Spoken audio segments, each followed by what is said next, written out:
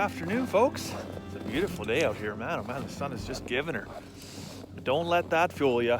Boy, it's not warm, that's for sure. I've been joking the last few days about it being the coldest day of the year, progressively more and more. Well, today definitely got there. It was minus 27 this morning, so I was cutting holes in my t-shirts. So as you know, it's Friday afternoon. I'm excited.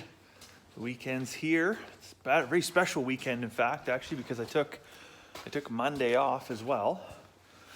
And I'm just getting some slop ready, some kitchen scraps for the pigs. Monday I took off specifically because the pigs are going into the butcher.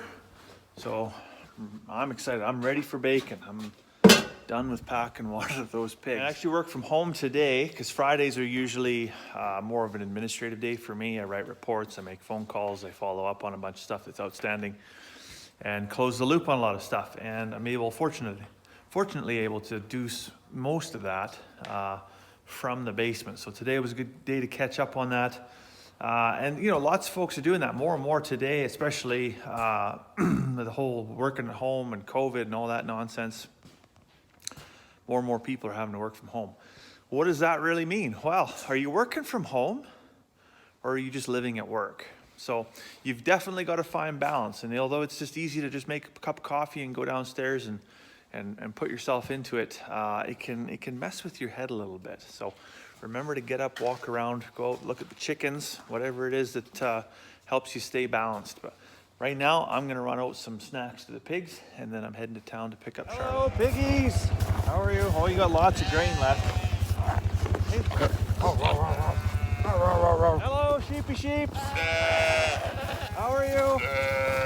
Hey, Kylie, get off the fence. Hi, Thelma. Hey, Irene. There's always some naughty ones over in the feeder, too. It was actually kind of funny. Earlier today, I got a work phone call. And the guy says, "You sound just like you do on YouTube." And I was like, "What?"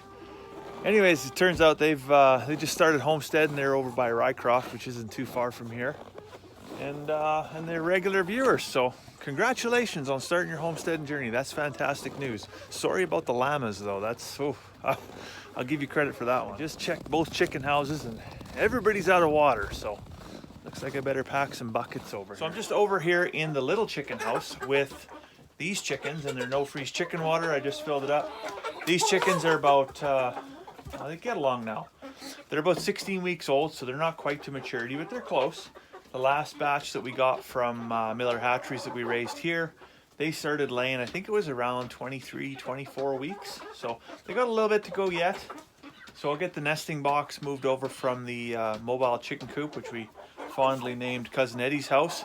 And I'm actually gonna mount it on this back wall here somewhere. We got some real estate anyways, we'll get it set up. The thing I did in here, so you'll recall from a few weeks back, we built this ring that goes on the chicken feeder to prevent them from getting in there and flicking the food out and just reducing the waste. And you'll see that I put a 5-gallon pail on top of the feeder.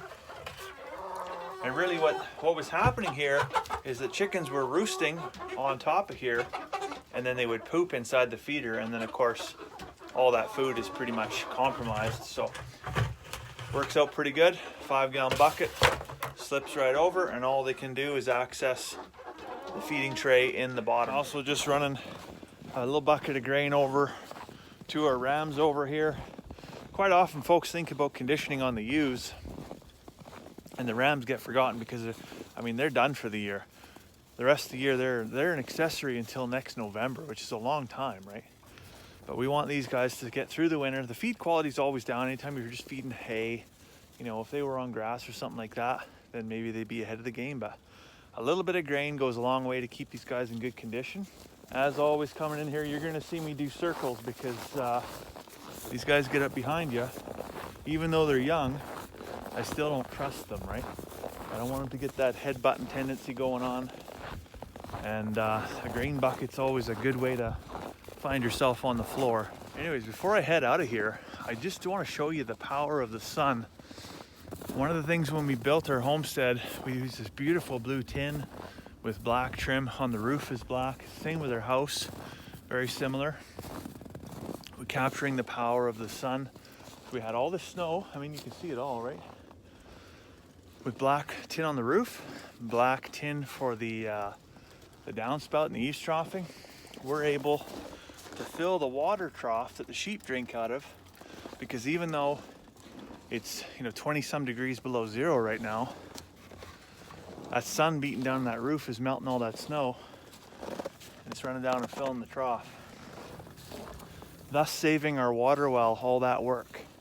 We were actually really fortunate when we drilled the water well here. It's 235 feet deep, and they did a static test on it, and I think it settled out around 25 feet, something like that.